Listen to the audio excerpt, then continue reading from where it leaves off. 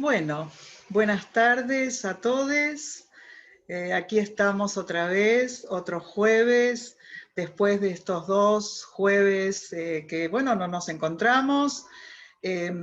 Deseamos realmente que les haya llegado la información del jueves anterior, que bueno, un imprevisto, una dificultad de Ana María Fernández, que por suerte pudimos solucionar también con ella, porque bueno, encontramos una fecha posible, que es el 24 de septiembre, así que vamos a contar también con su presencia, con su charla.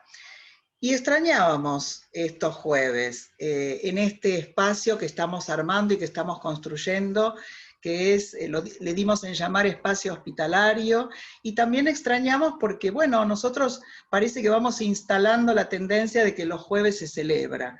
Y lo que vamos a celebrar en este segundo módulo, que inauguramos hoy con una invitada muy esperada también, que ya la voy a presentar, lo que inauguramos justamente, como decía, en este segundo módulo, es el entrecruzamiento, la diversidad y el entrecruzamiento de discursos.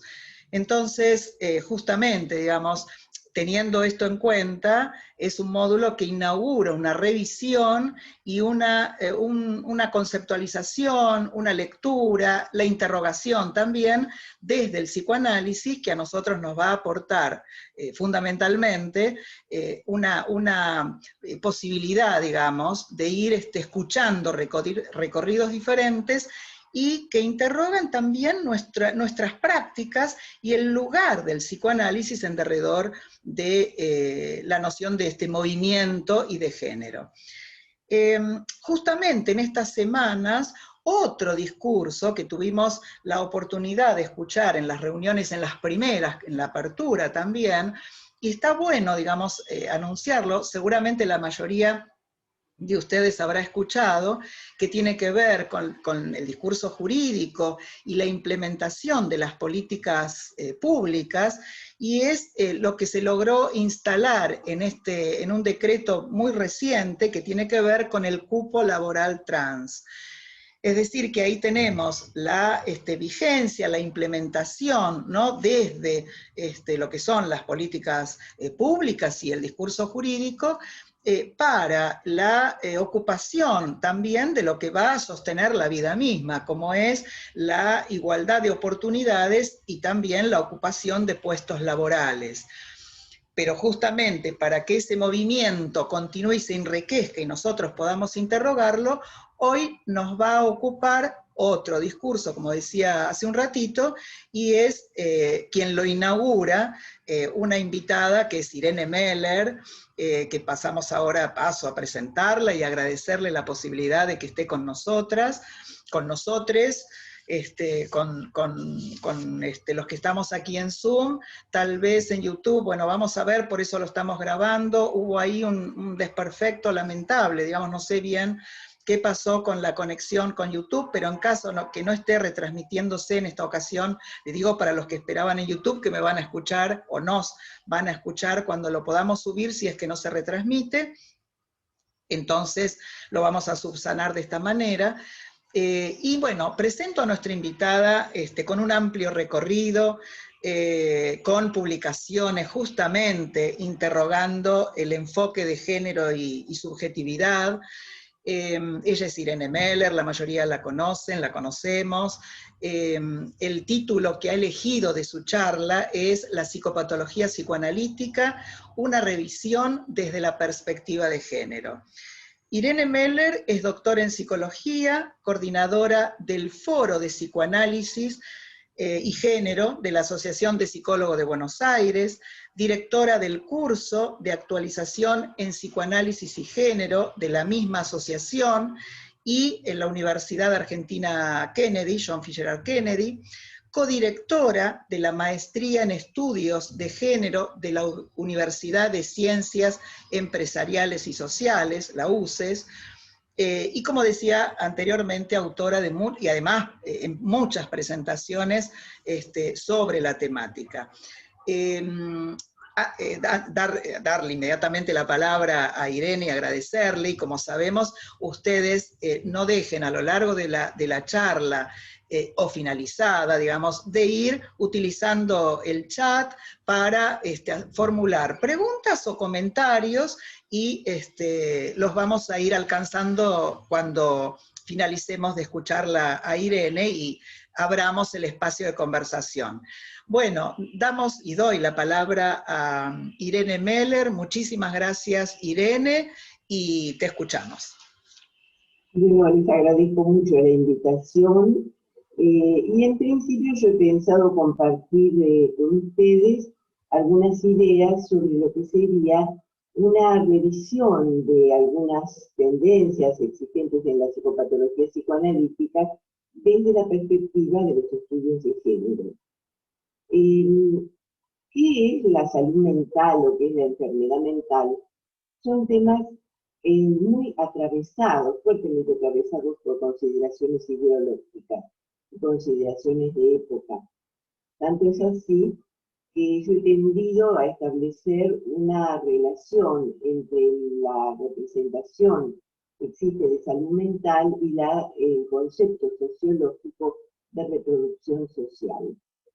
Con esto me refiero a que se suele considerar sana la persona que tiende a reproducir las condiciones propias de la vida social de la cultura en la que vive. Y en cambio a patologizar a aquellas personas que no se adaptan a las tendencias culturales predominantes. Entonces, con este criterio, que ha sido realmente el que más ha primado en estas cuestiones, muchas veces se reemplaza lo que podría ser una sanción moral o incluso legal con una rotulación psicopatológica. Yo trato de evitar caer en esta dificultad, pero a la vez tampoco deseo renunciar a la posibilidad de pensar sobre la base de los conocimientos existentes, porque también es cierto que hay diferencias entre las personas y que hay sufrimientos, más allá de las diferencias de época, que ameritan un estudio específico. En principio, como lo que yo establezco es una conexión muy significativa entre la subjetividad y el contexto cultural, querría empezar destacando que la posmodernidad se caracteriza por una desregulación de las conductas y por una habilitación casi irrestricta de las asunciones identitarias y de los deseos eróticos. Es decir, las regulaciones severas que establecían normalidades y exclusiones son más propias de la modernidad. En la posmodernidad eso se tiende cada vez más a dejar atrás. ¿Por qué? Porque el régimen de gobernanza posmoderno ya no se basa en el castigo, en la censura, sino en la incitación al goce. La forma de regular a las sociedades contemporáneas es mediante la seducción, no mediante el castigo. Y eso induce una ilusión liberadora ante la que conviene estar alerta, porque en realidad, pienso yo, que encubre nuevas formas de dominación. Perdón, Irene, interrumpo solo un segundito, Irene. Sé no? que a lo mejor algunos, a mí es una de ellas, pero estamos chequeando que está muy bajito el audio y estamos abusando la oreja para poder seguirte lo que estás contando, si podés por ahí elevar un poquito o la voz o el audio. El parlante está Ahí al está. máximo. Ahí está un poquito vos, tu voz tal vez para poder escucharte mejor. Gracias, Irene. Eso es un poco difícil. ¿Quieren que pruebe quitarme el micrófono, los auriculares, a ver si se escucha mejor? A ver así, sin auriculares, Vamos a lo mejor sí. a ver ahora. Me parece, a ver, díganme las chicas, Belén, Mejor sin auriculares. mejor. Ahí me parece que va un poquito mejor, porque costó seguirte, que está muy bajito, pero bueno, ahí va mejor, ¿sí? Pasa a veces, por ahí es una característica de mi computadora, no sabría Claro, decirlo. claro, claro. Bueno, Sí, se intento escucha entonces. mejor. ¿Sí? Se ¿Se escucha escucha mejor. mejor? Bueno, Sí, sí, sí.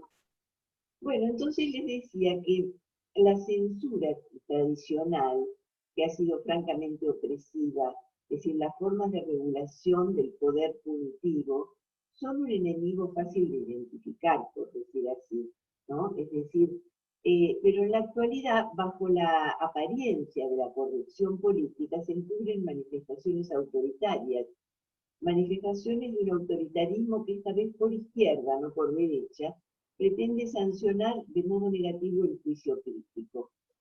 Es decir, estamos en una sociedad atravesada por fuertes tendencias al fanatismo. Y en ese sentido yo deseo plantear una alerta, ¿no? Entonces, en este contexto social que se ha agitado y contradictorio, surgen estilos subjetivos alternativos. Y los operadores del campo de la salud mental tenemos que observar con un ánimo reflexivo porque las personas nos siguen consultando por su sufrimiento. Entonces es importante entender. Tenemos que enfrentar entonces dos escollos. La patologización discriminatoria, que efectivamente ha sido un recurso tradicional, digamos, un recurso moderno, donde se intentó regular las conductas de las personas a través de la patologización, pero tampoco caer por eso en la aceptación acrítica políticamente correcta, pero lamentablemente terapéuticamente ineficaz. Hay que también tener en cuenta que las subjetividades no son homogéneas. Es decir, no existe lo que sería una subjetividad moderna, tradicional, y una línea clara demarcatoria que la separa de las subjetividades propias de la posmodernidad. Por el contrario, en este momento coexisten en alegre incompatibilidad muy diversas formas de subjetivación.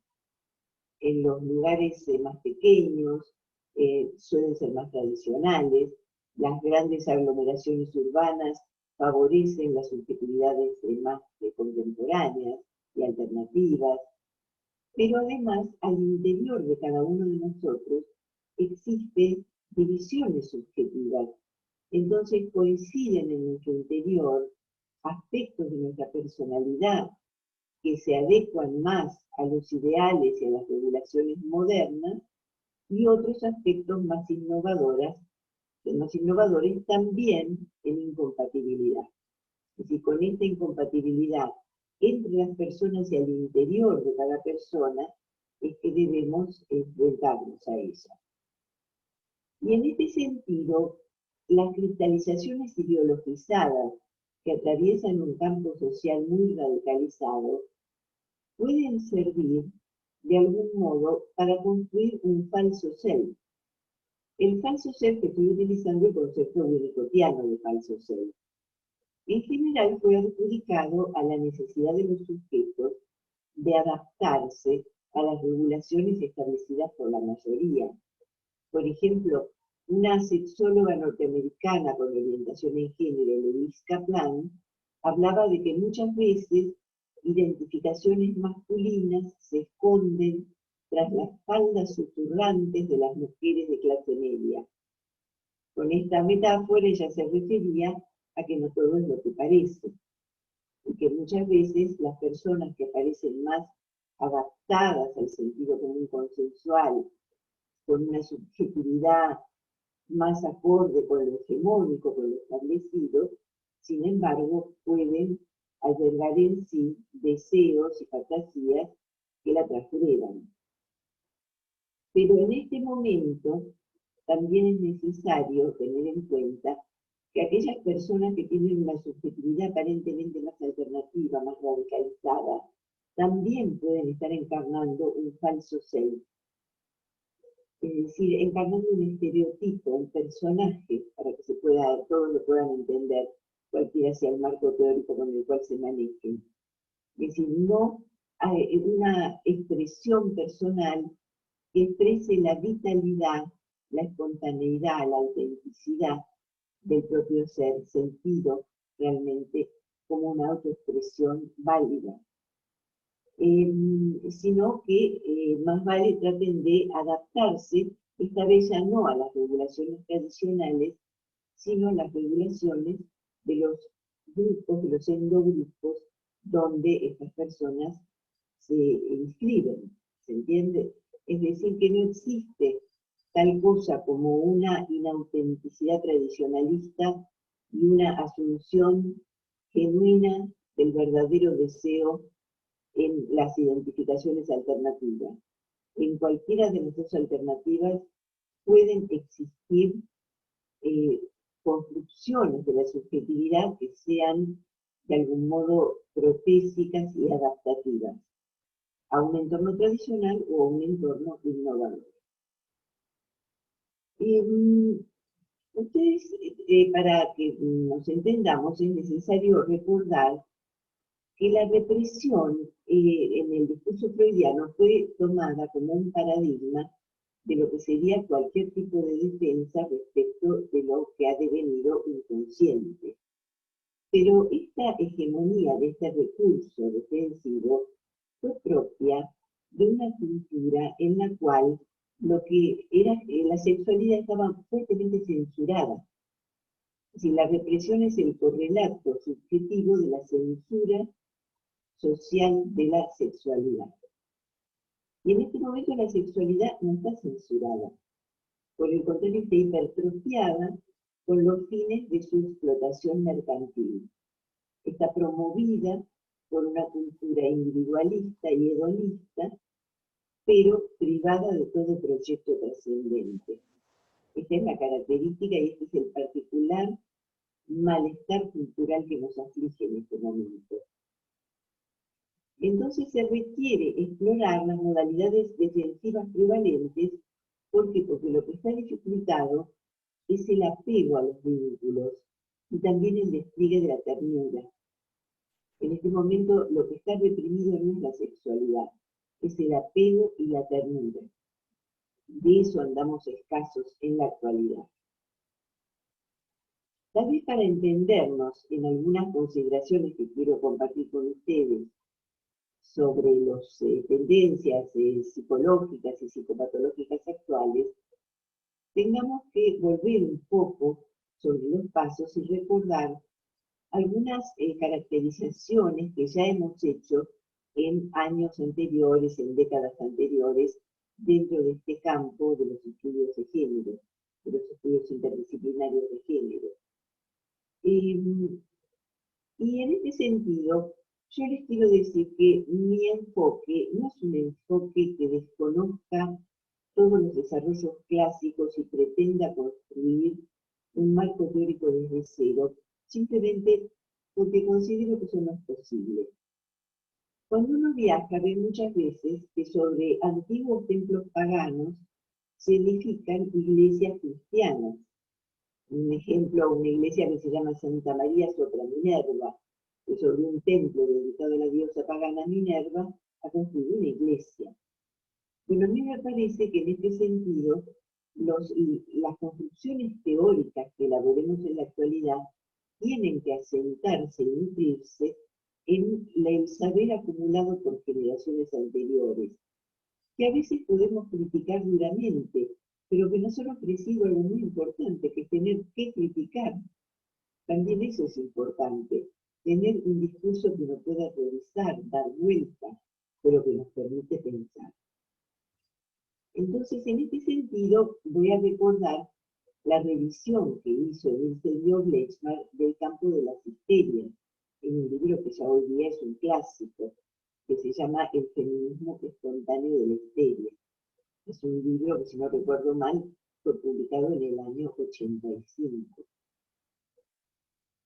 En este libro, ella hace, digamos, un nexo entre lo que serían sus observaciones clínicas y lo que es un análisis de las representaciones y prácticas sociales de la época, porque justamente es un trabajo pionero en este campo donde el estudio de la subjetividad se enlaza de forma inextricable con el análisis de la cultura, en la cual esta subjetividad se construye. La misma asociación que se ha establecido entre histeria y feminidad y la búsqueda de seducción que caracterizó a la histeria, ustedes vieron que lo que se llama propiamente la histeria es representa, digamos, la subjetividad de una mujer cuya principal preocupación psíquica es agradar, seducir, pero que a la hora de concretar se muestra indiferente o esquiva. Esta dupla seducción-frustración es parte de las descripciones que se han hecho en los estudios clásicos sobre la histeria. Desde una perspectiva de los estudios de género, lo que nosotros podemos entender con facilidad es que esta preocupación por la seducción es una expresión de la profunda heteronomía de estas mujeres, de la enorme dependencia que mantienen con respecto de la aprobación de los varones, cómo cuidan lo que podría ser su cotización en el mercado sexual, por decirlo así, cuánto valor tienen en tanto objetos del deseo ajeno. Es decir, que esta configuración subjetiva, de algún modo, no debe entenderse tanto sobre la base de la sexualidad, y por eso el señor Lechman se enfocó en el narcisismo de género, porque en realidad se entiende mucho mejor cuando se enfoca el análisis en la autoestima, en el estudio del narcisismo. La narcisización a través de ser un objeto deseante es una expresión de una profunda dependencia que siempre es tanto social como subjetiva. Yo he estudiado en particular a las agorafobias, porque tuve durante bastante tiempo bastantes pacientes agorafóbicas, es decir, mujeres a las que les costaba circular por el espacio público sin un acompañante, porque les daban ataques de ansiedad, ataques de angustia. Entonces, si no estaban acompañadas, no salían de su casa. Este tipo de mujeres entra dentro de lo que sería la serie histérica. Existen todavía, digamos, cada vez van disminuyendo con la modernización. Son cuadros que van quedando atrás, pero en muchos lugares todavía existen cuadros agorafóbicos. Y tienen que ver con lo que se ha denominado la fantasía de prostitución. Con esto me refiero a que el espacio exterior al hogar es percibido como un lugar de posible tentación erótica y caída, donde estas mujeres pueden, como se decía clásicamente, dar un mal paso, es decir, involucrarse en alguna actuación erótica que las degrade en su autoestima. Por supuesto, este tipo de pacientes venían en general de hogares muy tradicionales, con una educación muy anticuada, porque las mujeres modernizadas no sienten este tipo de peligro en relación con su sexualidad. Es decir, eran hijas de hogares muy tradicionales, muy represores, inusitadamente incluso para la época, porque son casos que se estudian hace unos cuantos años.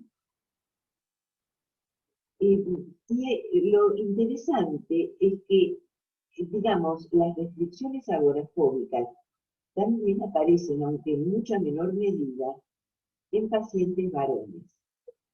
¿Cuál es la fantasía que subyace a la restricción agorafóbica de un paciente varón? Por supuesto, no es el temor a una actividad o actuación sexual. ¿Por qué? Porque para los varones, en nuestra cultura, involucrarse en intercambios sexuales, heterosexuales, resulta narcisizante, eleva su autoestima, porque es una muestra de virilidad, de potencia. El temor de los varones con restricciones agorafóbicas residía en el temor a la realización de fantasías homosexuales pasivo-receptivas. Es decir, el miedo era una degradación de la autoestima, en tanto el espacio público podría ser el escenario de la realización de esos deseos que para la mayor parte de los varones están prohibidos. ¿Se entiende? Entonces creo que estos casos muestran con bastante claridad la forma en que los valores sociales predominantes van configurando también las formas de sufrimiento psíquico. ¿Se entiende? Es decir, porque generan este conflicto entre el deseo y los ideales, las normas, los valores socialmente aprobados. Ahora bien, esto solamente pudo ocurrir en este tipo de conflicto, me refiero, en un ámbito social donde el dominio está valorizado, donde la actitud dominante en la sexualidad es narcisizante y donde en cambio la actitud femenina, ya sea en una mujer o en un varón, y por femenina, ¿qué quiere decir femenina? Porque la verdad es que son también convenciones, se refiere a representaciones colectivas sobre la feminidad. Me refiero a una actitud donde el sujeto acepta la actividad del otro. Yo he tratado de desimplicar feminidad de actividad y masculinidad, feminidad de pasividad y masculinidad de actividad. Es una implicación contra la que el mismo Freud se rebeló mucho, pero siempre recayó en ella. No podía evitar, de algún modo, asociar la feminidad con la pasividad y la masculinidad con la actividad. Incluso en el discurso lacaniano también existe esta situación donde se asimila la masculinidad a la posición de sujeto y la feminidad a la posición de objeto de deseo. Los estudios de género, en términos generales, no aceptan este tipo de división. Es por eso que un libro que es de autoría de Jessica Benjamin, una psicoanalista norteamericana con orientación en género, se llama Sujetos iguales, objetos de amor, en el sentido de que no acepta esta asimetría donde en el intercambio amoroso un partener ocupa el lugar de sujeto y el otro ocupa el lugar de objeto. Describir el intercambio amoroso atravesado por esta imaginería de toma de posesión y entrega es imaginar al amor desde una óptica en realidad sádico-anal, si se quiere recurrir al viejo esquema, digamos, de las fases del desarrollo libidinal, una óptica atravesada por las fantasías de dominio y sumisión, que en realidad debieran dejarse atrás cuando se ha logrado una representación de la sexualidad desimplicada de esas fantasías de dominación. Pero todavía existe una sanción cultural muy fuerte respecto de lo que serían las posiciones subjetivas asociadas con la pasividad de otro. Por eso, para que las mujeres ocupen esta posición, han existido rituales de legitimación. ¿Cuál es el ritual de legitimación de la pasividad femenina? El matrimonio. Es decir, la mujer acepta de algún modo una actitud de donación de sí al partener cuando éste la consagra oficialmente como su compañera. Para los varones no existe ningún ritual de legitimación de la pasividad en relación con otro varón. Es por eso que las restricciones agorafóbicas se han relacionado con los temores de las personas que de algún modo tenían una subjetividad feminizada, ya sean mujeres o varones, a una degradación de su autoestima en el intercambio amoroso.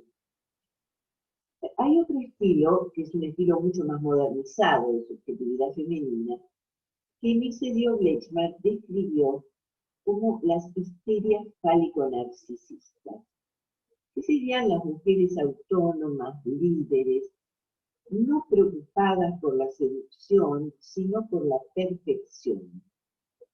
¿En qué sentido por la perfección? Preocupadas por el logro, por hacer las cosas bien, por tener desempeños exitosos y en lo posible ser las mejores dentro de su actividad, dentro del ámbito donde se desempeñan. Es decir, mujeres líderes, ambiciosas y perfeccionistas, enfocadas en sus logros personales más que en seducir a otros.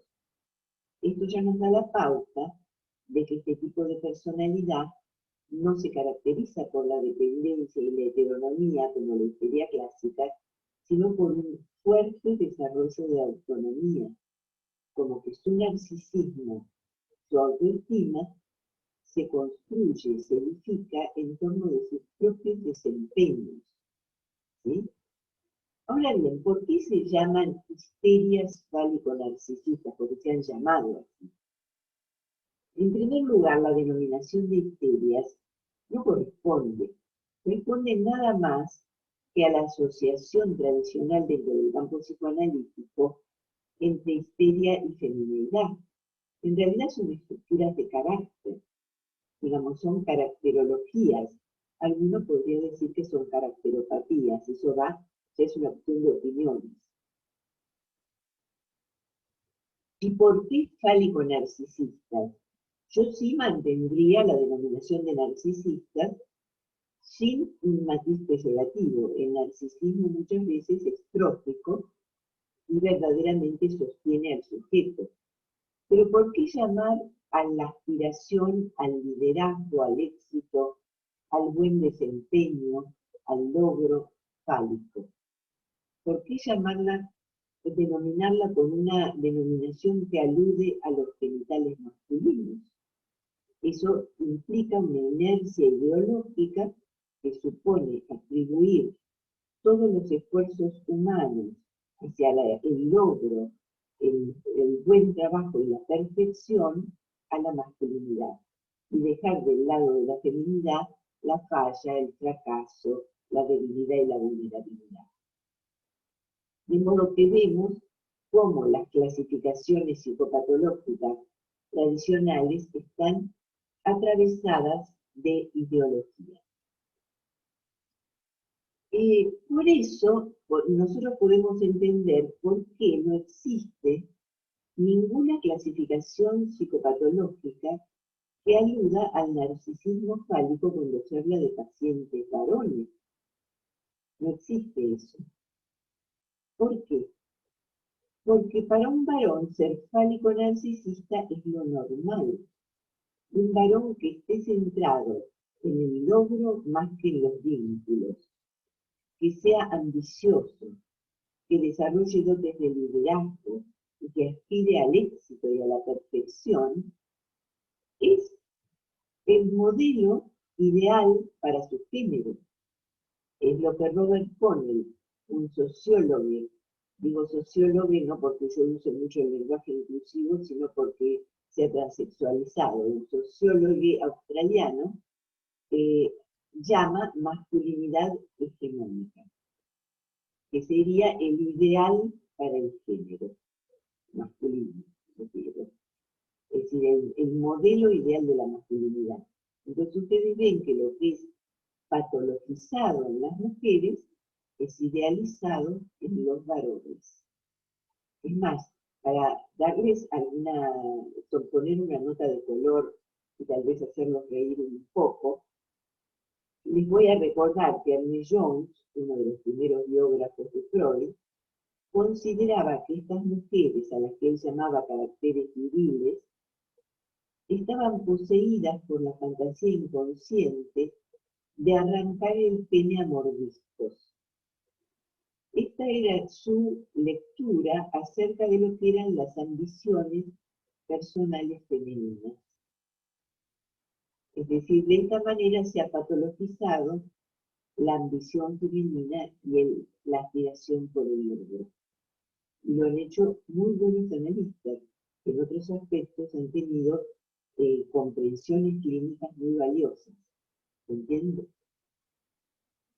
Bueno, también, digamos, estos caracteres dentro de los varones hegemónicos, digamos, los que descritos por Connell como masculinos hegemónicos, también encontramos caracteres obsesivos, es decir, varones más rígidos, desafectivizados, disociados, que manifiestan la agresividad a través del control.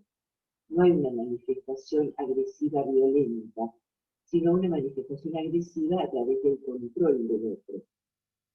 Este tipo de construcciones de subjetividad masculina es más moderno.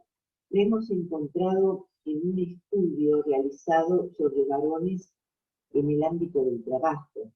Y dentro de los varones que podríamos llamar, entre comillas, exitosos, es decir, con buenos trabajos, digamos, buenos ingresos, etc., encontramos alguna personalidad de este estilo, así obsesivo, perfeccionista, sí, pero más meticuloso, más hostil, más desafectivizado, y estilos más posmodernos, más flexibles, y que manejaban la ambición de una forma más estratégica, por decir así. Pero los dos no han sido patologizados, sino considerados dentro de lo que podemos denominar una masculinidad lograda. Entonces vemos que la comprensión de las subjetividades, ya sean masculinas, femeninas, o incluso las de las personas que no se ubican dentro del binario masculino-femenino, es decir, todo el arcoíris gay, lésbico, bisexual, transexual, etc., puede ser comprendido solamente cuando se inscribe en la cultura de cada época. Por lo tanto, tenemos que desarrollar un psicoanálisis que se desarrolle tanto del reduccionismo biologista como del estructuralismo histórico. Necesitamos un psicoanálisis inscrito en la historicidad de la época. Y eso implica aceptar de forma inevitable la contingencia de la subjetividad. Es decir, el hecho de que las subjetividades no obedecen a factores estructurales ni endógenos, sino a factores contingentes ligados a las representaciones y los valores del socio. Las determinaciones biográficas familiares transcurren en el contexto de esas determinaciones contextuales colectivas. Por supuesto, marcando las diferencias individuales y idiosincrásicas que son nuestro trabajo cotidiano como terapeutas, ¿sí? Ahora bien, hechas estas, digamos, aclaraciones, querría decirles algo sobre las tendencias actuales que observamos en las generaciones más jóvenes dentro del campo social y en cuanto a la subjetividad, por supuesto. Existe una desregulación de las identidades y de los deseos que implica una presencia creciente de personas cuya elección sexual oscila entre la hetero y la homosexualidad. También existe una mayor visibilidad de quienes eligen cruzar géneros y asumen la identidad opuesta a la que les fue asignada al nacer. En este sentido, yo estuve pensando que la denominación transexualidad que se usa para estos últimos sujetos que cruzan géneros no es del todo adecuada, porque en realidad el eje acá no es la sexualidad, es la identidad. Y tal vez deberíamos denominarlo transidentidades, porque en muchos casos la preocupación fundamental no es erótica, es identificatoria. Pasa por el ser, el deseo que organiza estas personalidades, un deseo, digamos, principal, es ser percibidos por el otro, ser reconocidos como perteneciendo al género opuesto al que les fue asignado al nacer. Es sabido que existe una mayor cantidad de transexuales femeninos, o sea, de nacidos varón que adoptan una expresión de género femenina. Pero también existen transexuales nacidas mujer que cruzan géneros para adoptar una identificación masculina. Y quisiera hacer una reflexión al respecto, que es curiosa porque mientras las personas cuya orientación sexual es fluctuante, que no se definen, digamos, como homo o como heterosexuales, y que son hoy día bastante frecuentes, que aparecen en las generaciones jóvenes, de algún modo plantean una fluidez deseante identificatoria. En cambio, las personas que cruzan géneros en la transidentidad, como propongo llamarla, son personas que mantienen el binario, nada más cruzan enfrente, ¿se entiende? Es decir, cruzan a la vereda de enfrente, pero mantienen el binario masculino-femenino intocado. Es más, en un comienzo, los sujetos transidentitarios han espectacularizado, hipertrofiado y en algún sentido caricaturizado las identidades clásicas. Digamos, la expresión de género femenina de las mujeres trans, por lo menos en las primeras generaciones, ha sido hipertrófica, al estilo de un personaje que no sé si ustedes recuerdan en una película de dibujos animados que se hizo bastante famosa, el personaje de Jessica Rabbit, digamos, un personaje hipersexual, hipererótico, con todos los caracteres sexuales secundarios súper desarrollados, es decir, una diosa del sexo, una vedette. Bueno, ese era el personaje representado por muchas mujeres trans, ¿sí? En este momento eso ya está quedando atrás dentro de la comunidad trans y están apareciendo formas mucho más naturales. Digamos, naturales me refiero, no porque yo crea que sean naturales, sino más convencionales, más comunes, digamos, de asumir una identidad femenina, ¿sí? Y esto ha sido muy crítica de esta espectacularización de la feminidad, porque en este momento en el campo heterosexual, es decir, en el campo mayoritario de las identidades y las sexualidades, existe una tendencia hacia la androginia. ¿A qué me refiero cuando hablo de androginia?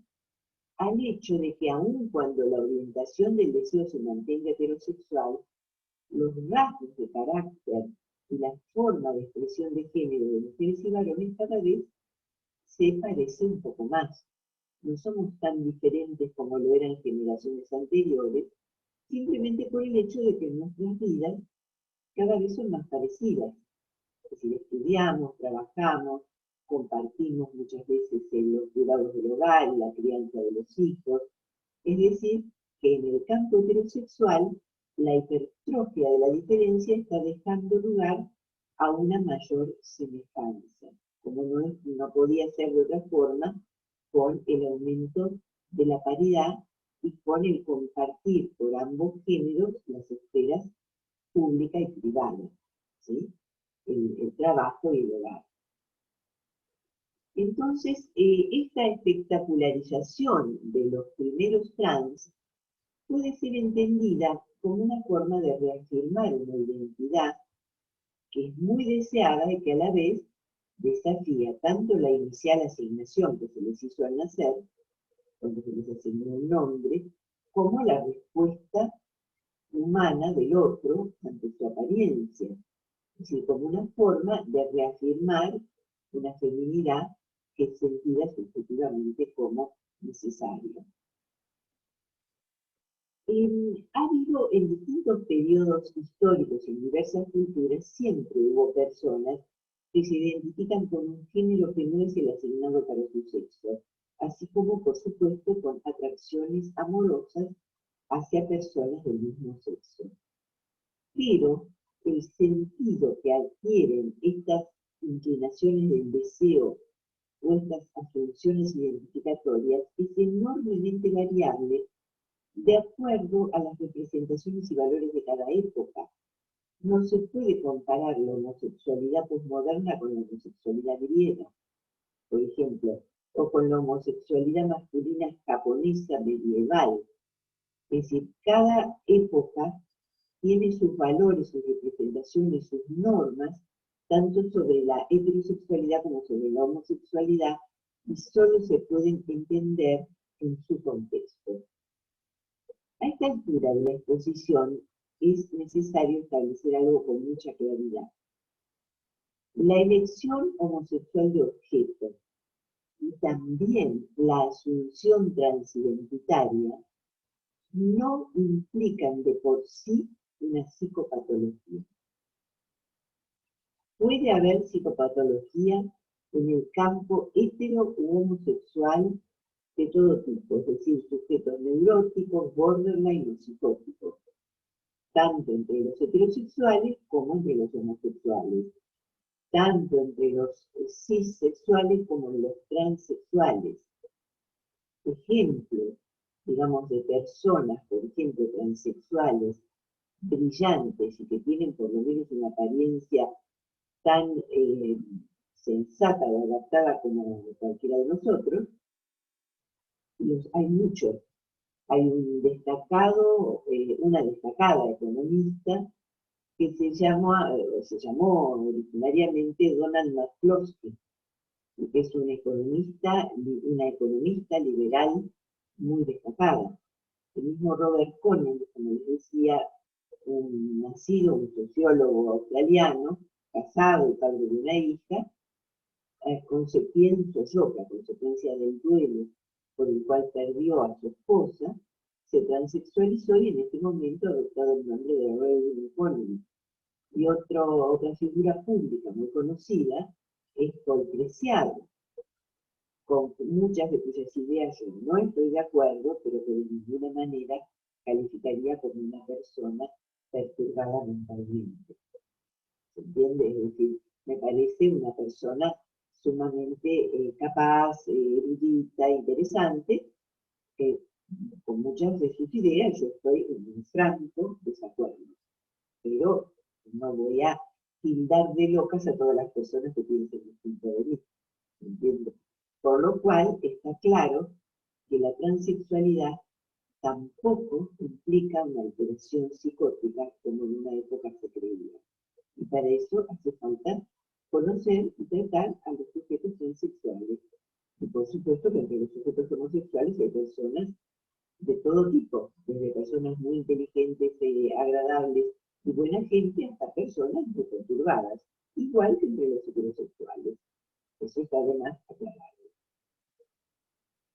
Ahora, esta afirmación de que la homosexualidad y la transidentidad no configuran una patología en sí misma, no incluye la posibilidad de la indagación psicológica cuando alguien lo solicita, ¿no? Sí, por supuesto, porque somos convocados al respecto. Y también tenemos que reconocer una cosa. No estamos tan dispuestos a preguntarnos por qué una persona es como es cuando tenemos una consulta por parte de un o una paciente heterosexual. No nos preguntamos tanto, ¿por qué esta persona es heterosexual? Por ejemplo. Es decir, lo damos un poco por sentado. Y yo en ese sentido considero que la pregunta planteada por la comunidad gay lésbica acerca de por qué no se preguntan ustedes por qué son heterosexuales en lugar de andarse preguntando por qué nosotros somos homosexuales, me parece una buena pregunta, pero no para dejar de preguntarse, sino para preguntar todo. ¿Entiendes? Es decir, creo que hay que preguntar todo y que la corrección política no tiene que obturar la indagación psicológica. Yo insisto mucho en este término. Entonces, la fluidez identificatoria y deseante que observamos en muchas personalidades actuales presenta, como todo en esta vida, ventajas e inconvenientes. Digo ventajas e inconvenientes en cuanto al bienestar o malestar de los sujetos, ¿no? En ese aspecto. Porque por un lado promueve la anomia, porque las pautaciones identitarias y deseantes nos organizan, nos ordenan.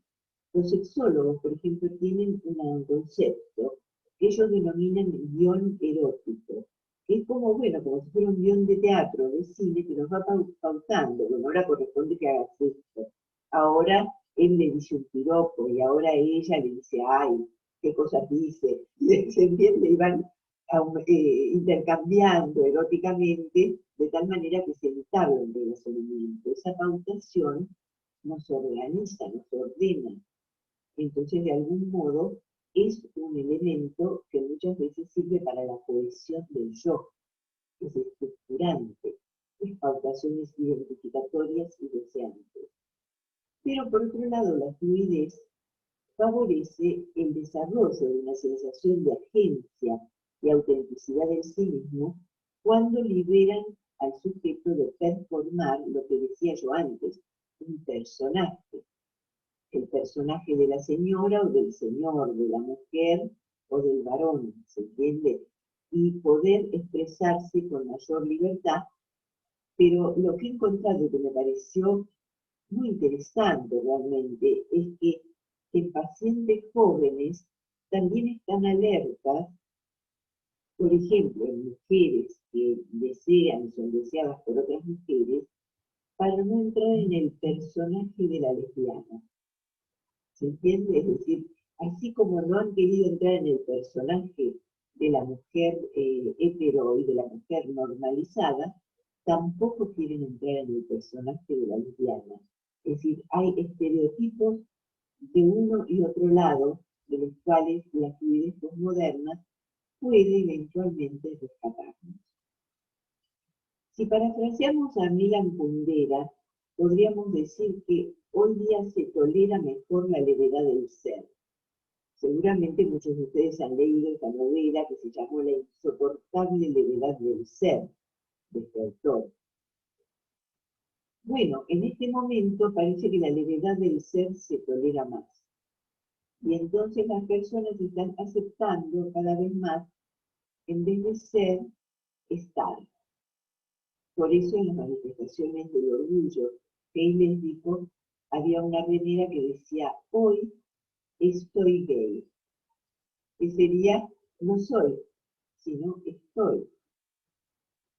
Pero la consistencia del sí mismo, la consistencia del ser, permite organizar el psiquismo y regular la estima de sí. ¿Cómo organizamos, por lo menos clásicamente, el psiquismo?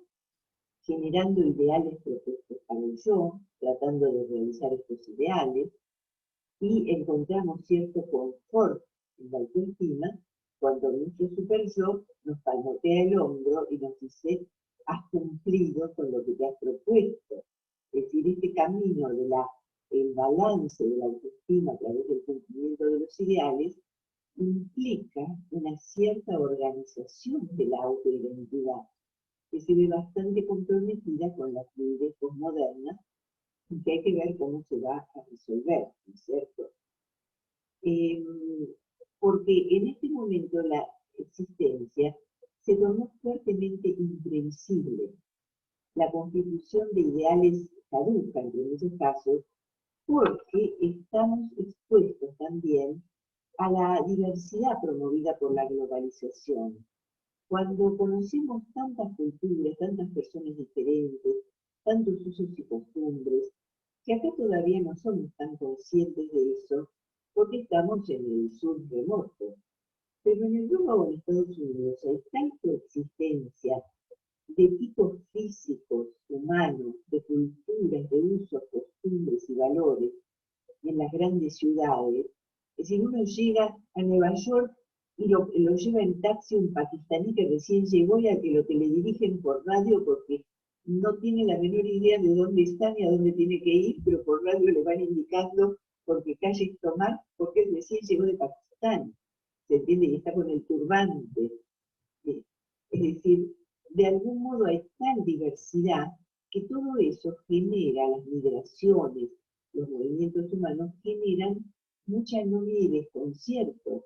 Y eso, que si bien es enriquecedor, sin duda, puede también favorecer sentimientos de futilidad y de vacío, de desorientación. Otro factor es la velocidad de las comunicaciones. Todos nosotros sabemos la impaciencia que tenemos cuando nuestra computadora está lenta.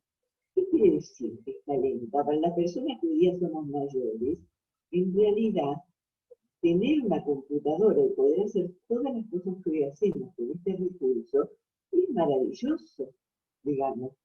Pero sin embargo, nos dan ataques de impaciencia porque, por ejemplo, tarda unos segundos más en responder. Estas tecnologías que nos han cambiado a todos la vida fomentan de algún modo la omnipotencia, porque nos permiten hacer muchísimas más cosas y porque estimulan la ilusión de la satisfacción instantánea de los deseos. Entonces, tenemos por un lado esta fantasía de omnipotencia fomentada por la tecnología y por otro lado una profunda sensación de impotencia que experimentan las generaciones jóvenes porque estamos viviendo una realidad social cada vez más inequitativa. Nunca antes se conoció un nivel de concentración de la riqueza como el actual. La democratización que todos esperábamos como parte del sistema resultó ser una ilusión. Muy pocas personas concentran en sus manos la enorme mayoría de la riqueza mundial. Cunden cada vez más la exclusión y la precarización, y hay enormes contingentes poblacionales sometidos a terribles condiciones de existencia. De modo que estamos ante una situación paradójica, que es el aumento de la aspiración a la omnipotencia, una omnipotencia ilusoria, y en realidad una profunda impotencia que otras generaciones no sintieron tan agudamente, porque existían fantasías de un cambio social, de que la movilización social podía traer una transformación, que hoy día se ve muy difícil por la falta de alternativas. Entonces, en este sentido, hay generaciones jóvenes que se refugian en una búsqueda de un sentimiento de evasión, de omnipotencia, a través, digamos, del autoaturdimiento, porque es explotado criminalmente con quienes suministran drogas a la juventud, drogas y alcohol. Justamente porque están careciendo de canales adecuados para una transformación de la realidad. La rebeldía juvenil siempre busca algún canal para transformar aquello que considera injusto, pero en este momento estos canales están bastante obscurados y la alternativa es la evasión de la realidad. La participación comunitaria, la integración de movimientos sociales, por ejemplo, hoy más allá del propósito manifiesto que cada movimiento social tenga, sirve como un dispositivo de salud mental.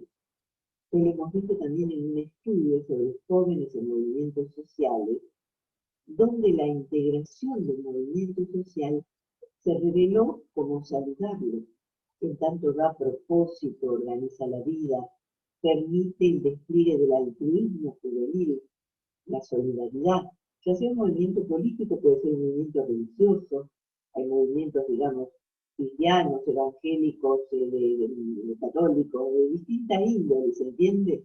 Es decir, no me estoy refiriendo a movimientos políticos solamente.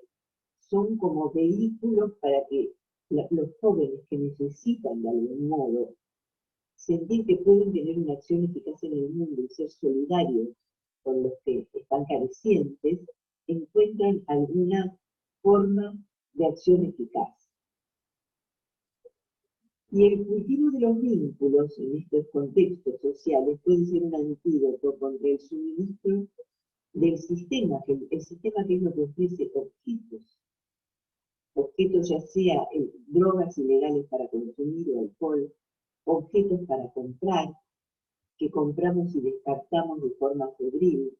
En este sentido quisiera hacerles una reflexión acerca de que la descripción lacaniana del desplazamiento del deseo a través de la cadena metonímica de reemplazantes que nunca son satisfactorios es una imagen postmoderna.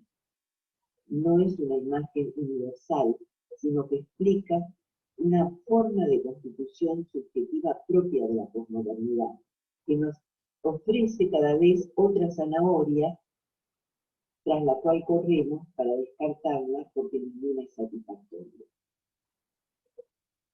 De modo que vemos que, así como Winnicott planteaba que no hay tal cosa como un bebé, decía él. ¿Por qué? Porque el bebé hay que entenderlo junto con la mamá.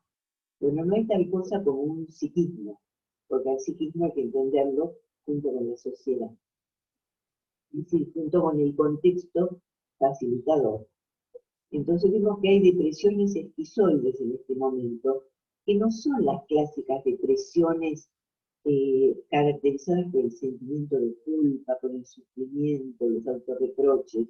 No, son depresiones más vale caracterizadas por un sentimiento de futilidad, de sinsentido, de desmotivación. Las oscilaciones del estado de ánimo propias de la bipolaridad, que es tan frecuente, la elevación maníaca y los pozos depresivos, las impulsiones y los pasajes al acto, producto de la inadecuada mentalización y las adicciones propias de nuestra época, digamos, se pueden captar mejor si las analizamos a la luz de la impotencia fáctica de las generaciones jóvenes en contraste con la omnipotencia, con la ilusión de omnipotencia ofrecida por el sistema. La sexualidad misma es utilizada de forma adictiva. Es decir, ustedes vieron que hay en este momento, sobre todo en Estados Unidos, clínicas para curar a los sujetos de la adicción al sexo. ¿Dónde se ha visto esto? Bueno, si se ve ahora. ¿Por qué? Porque se descubrió que hay una utilización adictiva del placer sexual, que es utilizado a la manera de una droga. Michael Douglas, por ejemplo, estuvo internado por una adicción a la sexualidad. Y hay una película que no me acuerdo, su nombre con Mark Ruffalo y Gwyneth Paltrow, donde él se presenta el personaje, ¿no? Se presenta como un exadicto al sexo en recuperación. Es decir, que hay una especie de utilización adictiva de la sexualidad con el fin de que de paliar sufrimientos más ligados a la esfera del narcisismo, a la esfera del ser, de la estructuración más básica del sí mismo. Por eso son tan interesantes los conceptos, por ejemplo, que plantean en Francia René Roussillon, cuando habla de una sexualización defensiva, o de Jessica Benjamin, que apunta en la misma dirección, que es una analista norteamericana con perspectiva de género. ¿Por qué? Porque la clásica decodificación tradicional del psicoanálisis entendía la conducta humana haciendo referencia a un deseo sexual prohibido. Hoy día, el deseo que está en el fondo, digamos, reprimido o curado, como lo quieran llamar, no es sexual, por ahí es un deseo de ser o un deseo de autoexpresión, del cual el sujeto se defiende mediante el ejercicio compulsivo de la sexualidad, el propio de una sociedad hedonista que lo ofrece como una mercancía más. ¿Sí? Entonces, querida Irene, te interrumpo ahí un momentito, porque Bueno, estás con muchas cuestiones que nos aguzaron la oreja para poder escucharte con muchísima atención, porque bueno, hay muchas cuestiones que has transmitido, y me gustaría, si estás de acuerdo, abrir un poco para reservar en este tiempito a la participación también de los participantes aquí a través del chat, de los conceptos que nos brindaste, que son varios. Yo ya tengo reservadas algunas comentarios y preguntas para ti, pero quería dar paso también a mis compañeras de la comisión organizadora para también ya la inclusión con preguntas y comentarios del chat y las propias, así que doy ahí inmediatamente paso a Belén y a Florencia Pena y a Belén Anaya y las demás también para producir alguna conversación de las cuestiones interesantes que nos has traído. bueno, las escucho Bueno, entonces. ¿Qué tal, bueno, Florencia? hola Irene, bueno, primero que nada, muchas gracias por la exposición, muy interesante. Acá hacen alguna pregunta que ahora leo. Primero quería preguntarte yo si podías explayarte un poco más respecto a esto que decías que cuando una persona decide realizar un cambio de género, muchas veces se sostiene en esa práctica, si bien se habla de transexualidad, se sostiene el binarismo hombre-mujer. Si podías, explayarte respecto a cómo pensás eso. Y acá leo de paso una pregunta que hace Jason Ramírez, que dice, acerca de la contingencia de la subjetividad, ¿podría desarrollar un poco más la idea de que no existe un elemento estructural de la constitución del sujeto? ¿Cómo ubicar entonces las estructuras freudianas propuestas por Lacan y que son la base de su psicopatología? Bueno, en cuanto, digamos, a la cuestión estructural, yo no suscribo, digamos, esa idea. Yo pienso que no hay ninguna estructura atemporal y histórica que atraviese todos los tiempos. No estoy de acuerdo. Creo que la subjetividad humana es enormemente variable y contingente, y que en ese sentido los psicoanalistas debiéramos hablar más a menudo con los antropólogos para ver la enorme variabilidad de estructuras subjetivas que existen en otras culturas. Por lo tanto, simplemente lo que voy a decir es que no suscribo, digamos, la idea de que haya estructuras atemporales e históricas, y que, bueno, en ese sentido tengo una diferencia, ¿no es cierto? ¿Me podés recordar la primera pregunta que me hiciste? Porque prefiero que me las hagan de a una, porque si no después me olvido. ¿Qué era lo Sí, primero que me perdón. habías preguntado? No, yo te preguntaba, cuando hablabas desde los discursos de género se habla de la transexualidad y sin embargo vos lo que planteabas es que a veces se sostienen los binarismos ante un cambio de... Sí, eso es fácil de entender. No es que haya una fluidez identificatoria. El nacido varón que quiere ser mujer, quiere ser muy femenina. No cuestiona la feminidad en tanto tal. No crea una subjetividad hibridada, para decirlo de alguna manera. Aunque Loana Bertis, por ejemplo, esa fallecida que fue una líder de la comunidad trans, planteaba que no reivindicaba una identidad femenina, sino una identidad travesti, por ejemplo, Loana Bertis, decía eso. Pero en términos generales, la persona trans busca ser reconocida, si nació varón, como mujer, y si nació mujer, como varón.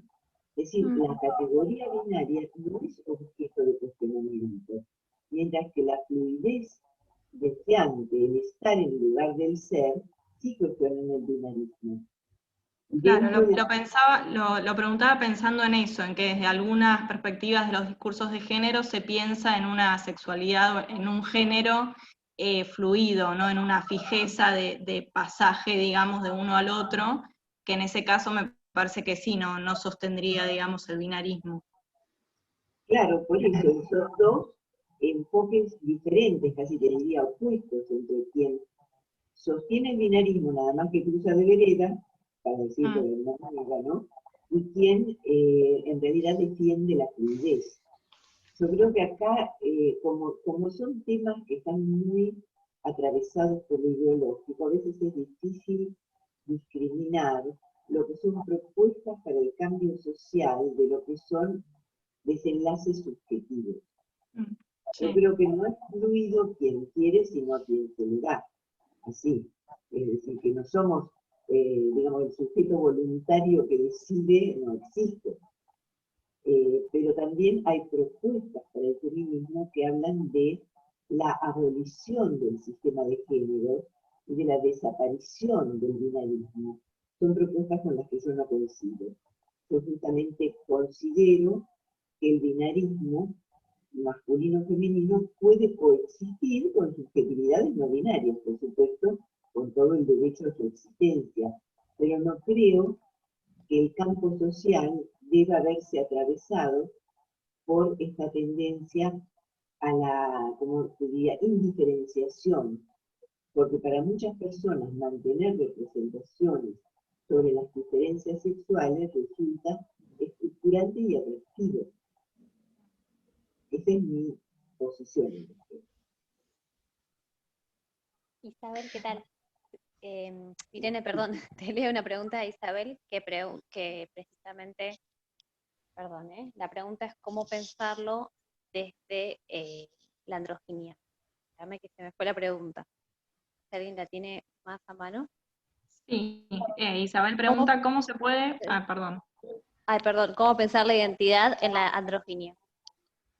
Bueno, la androginia es un concepto que creó Sandra Bem, que es una psicóloga norteamericana que incluso hizo todo un dispositivo, inventó un dispositivo para medir la androginia en los sujetos, porque ella pensaba que tanto en mujeres como en varones podía haber niveles de androginia, alto, bajo o medio, por ejemplo.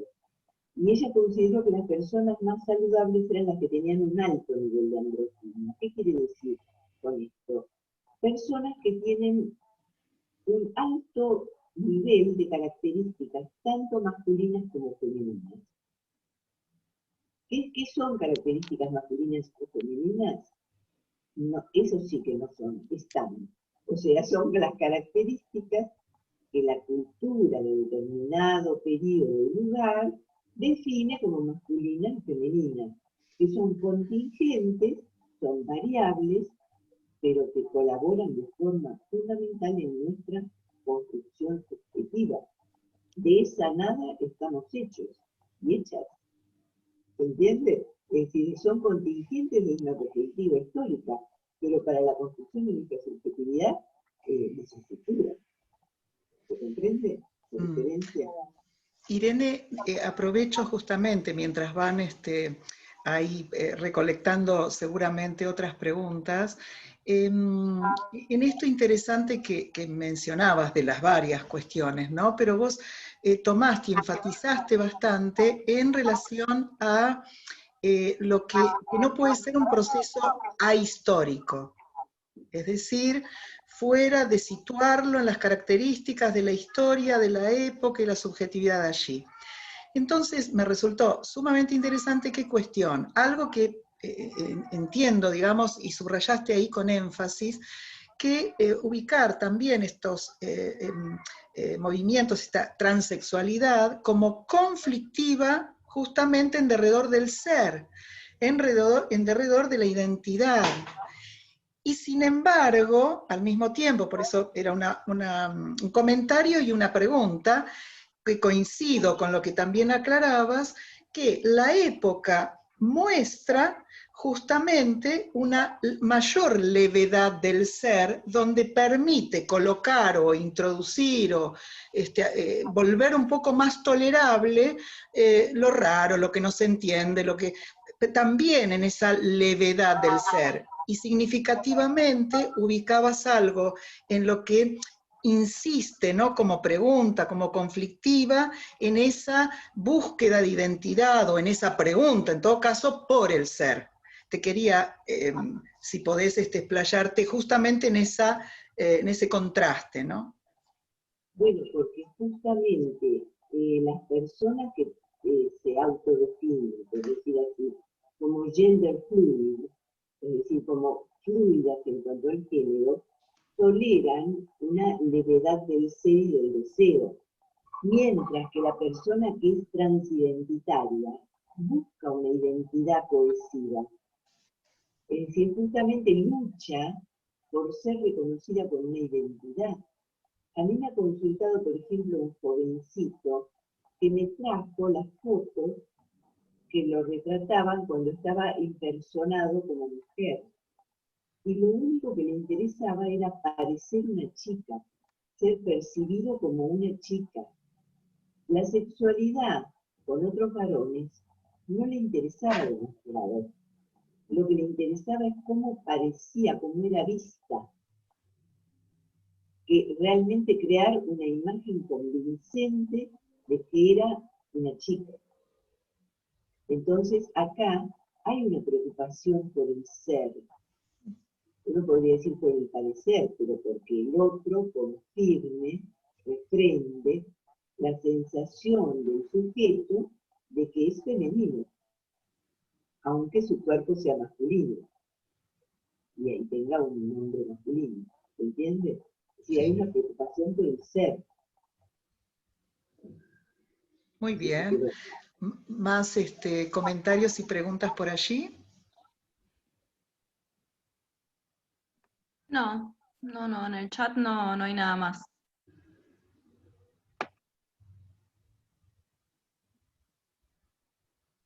¿Alguna de ustedes alguna reflexión? Porque hay varias cosas, ¿no? En relación justamente a esta referencia Irene, también que, bueno, hay nuevamente este contrapunto que me parece que estuvo en derredor de una de las preguntas en relación tanto a la estructuración del sujeto mismo. En ese punto, digamos, hay nociones de referencias desde la orientación freudiana y continuada, digamos, por Lacan, en cuanto a qué, a los puntos centrales en la estructuración de todo sujeto y de todo psiquismo. A su vez, aclarás vos enfáticamente, y lo dijiste a lo largo del recorrido desde distintos aspectos en tu lectura que escuchaba con atención, y es no psicopatologizar, porque se entraría dentro de lo prejuicioso, dentro de una lectura más tendenciosa, incluso no psicopatologizar determinadas presentaciones, determinadas búsquedas, porque esto que vos aclarás, que era el contraste que yo quería referir, ¿no? Cómo la época nos abre esta levedad del ser y hay, a su vez, propensión también en algunas subjetividades en la búsqueda, a veces también de la reafirmación y consistencia del ser, o la conflictiva en derredor del ser. Bueno, aquí también, ¿no? Los puntos centrales para la estructuración de todo sujeto, de todo parletre, digamos, y al mismo tiempo incidir en no psicopatologizar posiciones o no psicopatologizar búsquedas. Me pareció interesante también este contrapunto que traías, Irene. Claro, si vos, por ejemplo, recorres estudios históricos o antropológicos, ¿es lo mismo acaso ser un muchacho gay afeminado en México, en un pueblo del interior fuertemente machista, donde este muchacho es llamado cochón? Yo pensaba, cochón será un afrancesamiento, no, viene de colchón, porque es el que está abajo. ¿Se entiende? Y es denigrado. ¿Es lo mismo eso? O ser, por ejemplo, un Verdash en la Confederación Cénica, entre la comunidad iroquesa, que es una categoría social existente y que implica ser una mujer honoraria, es completamente otra cosa, porque la comunidad le da otro lugar simbólico, otro reconocimiento. Es lo mismo ser un joven Herómenos en la Grecia clásica, que pasa por un periodo de homosexualidad receptiva de algún modo en su adolescencia para abandonarla en cuanto llega a la adultez y transformarse en alguien que solo puede penetrar otros cuerpos porque es un varón ciudadano, pero que pasó por una homosexualidad iniciática, el homosexual posmoderno, no puede ser lo mismo, porque tienen otro sentido totalmente diferente. Sí, sí, decididamente esta es una dimensión importantísima que me parece que vos enfatizaste a lo largo de toda la charla, y es tanto la necesariedad de la constitución del sujeto. Constitución yo me refiero a todo par letra, a todo humano, de lo que se vale, de lo que se nutre para su constitución. Entonces, del tiempo donde se incluye las marcas que hay, las lecturas, lo que se arma en derredor de eso, cómo, entonces tanto es necesario situarlo ahí, cómo interrogarlo en relación a lo que aplasta, a lo que va al lugar del prejuicio. O sea, están ¿no? las dos direcciones, entiendo yo, tanto en su constitución como lo que impide, en todo caso, el movimiento de búsqueda subjetiva. En relación, digo, a cada tiempo, a cada historia, a cada época. Yo te diría que incluso el mismo movimiento de búsqueda subjetiva, tomando tus palabras, es posmoderno. ¿Dónde se ha visto que un sujeto premoderno tenga una búsqueda subjetiva? No existía tal cosa. Esta idea de tenés que ver cuál es tu deseo. ¿Qué deseo?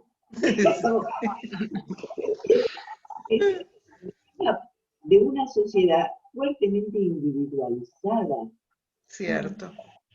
Es decir, cuando las personas funcionaban grupalmente, donde lo que había que hacer era ser como todos y como estaba establecido para que no te maten, ¿qué ibas a estar buscando tu deseo? Es decir, por eso es uno de los temas que tiene, digamos, muy importantes en el psicoanálisis. Tendemos a universalizar construcciones teóricas elaboradas sobre observaciones clínicas que son locales y regionales. Eso es un vicio epistemológico. Tenemos que poder ver la enorme variabilidad de subjetividades posibles que ya ha existido a lo largo de la historia y a lo ancho de la geografía. Sí, interesante, pero hay que, agrego, ¿no? Y gracias por lo que vos introducís con la lectura que uno puede ir haciendo, pero para esto mismo que vos estás diciendo, hay que tolerar, sacudir los estereotipos, digamos.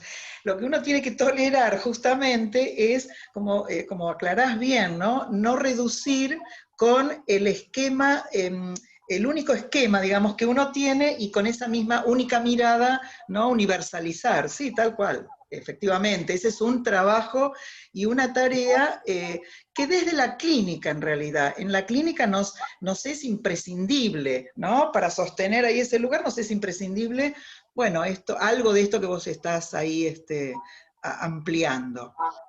¿Sabes qué pasa? Para eso hace falta dejar de pensar en quién es uno para pensar en qué le pasa al otro. Claro.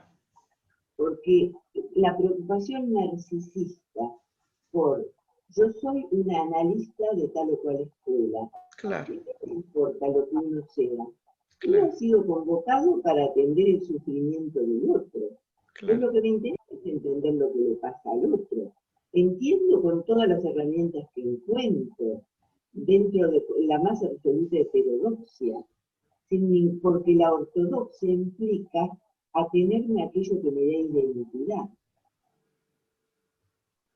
Sí, sí. Y la verdad es que a esta altura mi identidad no me importa. Dejo paso, ahora sí, yo sí callo y dejo paso ahí, me parece que hay alguna pregunta o comentario más para mis compañeras.